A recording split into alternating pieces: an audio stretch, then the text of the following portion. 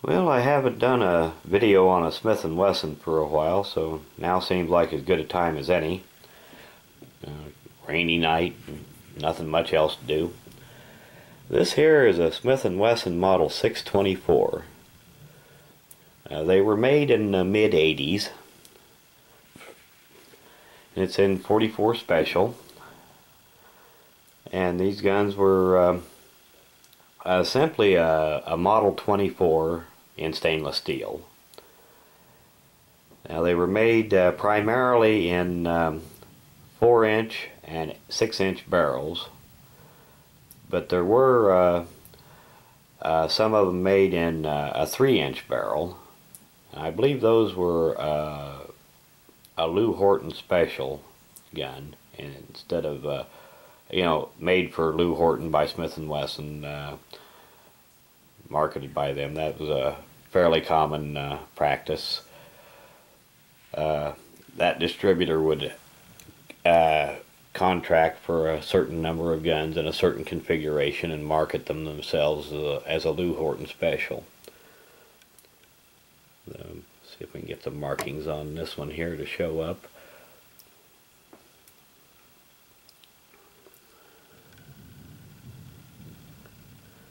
These were a nice old gun, and of course every gun that I do a video on is safety checked before it's ever done. I had this one out earlier today and did a little shooting, even if the weather wasn't exactly perfect, and I haven't cleaned it up yet.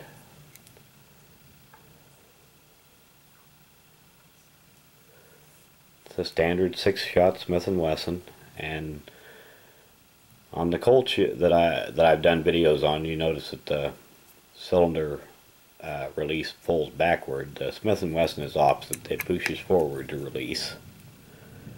And while Colts have a free-floating ejector rod, the Smith & Wessons have a locking ejector rod that is part of the cylinder lockup.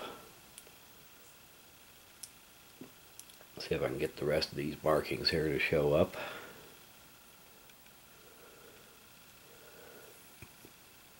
And this one has the Smith & Wesson target grips. Now the Smith & Wesson target grips were made in several different configurations. This one here has a cutout like this that allows you to use a speed loader more easily. Some of the older ones from the, say, late 1950s didn't have this, and it was hard to use a speed loader with them. And then later on they had other types of cutouts. Some of them had the grip extended up into here, but it had a kind of a football shaped cutout in it.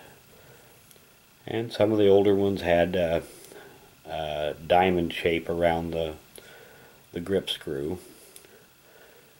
But really the target grips have not changed a whole lot over the years. Nowadays they've done away with them pretty much and went to rubber grips.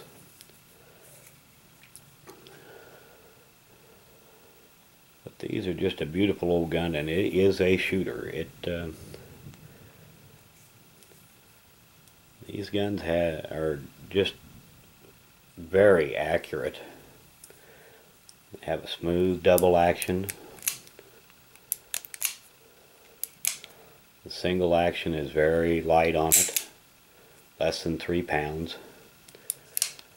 And like all the Smith & Wessons of the era, they had the firing pin mounted in, well, all of the centerfire ones from that era anyway, had the firing pin mounted on the hammer.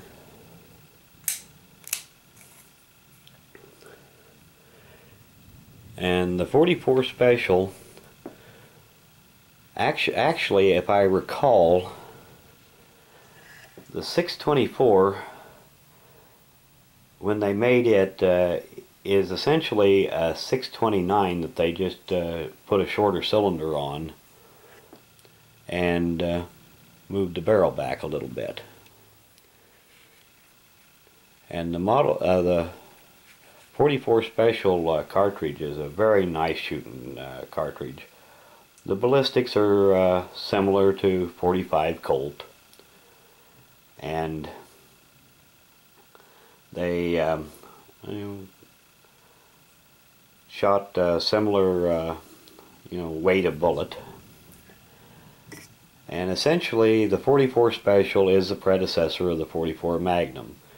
The .44 Magnum is just about 1/8 of an inch longer, the brass is, and loaded to a lot higher pressures.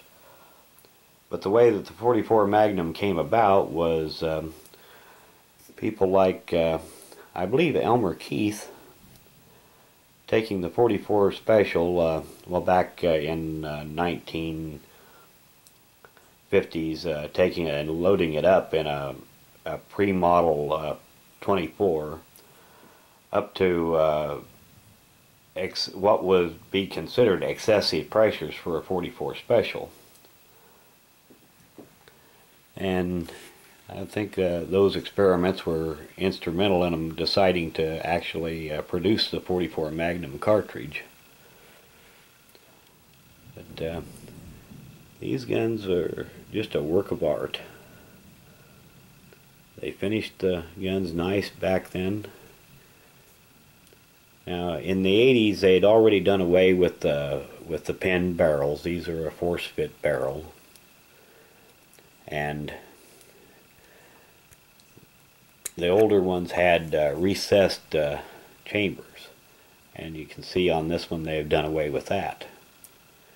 And they weren't, perhaps older guns pre-1980 or so that had the recessed chambers and the pin barrels are more valuable to the collectors, but really, as far as a shooter goes, there's really no difference. The pin barrel and the recessed chambers are nice, but they're not really necessary. And for Smith & Wesson, I expect it was just a cost-cutting measure. These guns were never cheap, and were getting more expensive to produce. And I suppose that was just a couple of ways that they were reducing their cost and trying to keep their prices down so that they didn't just get waylaid by their competition.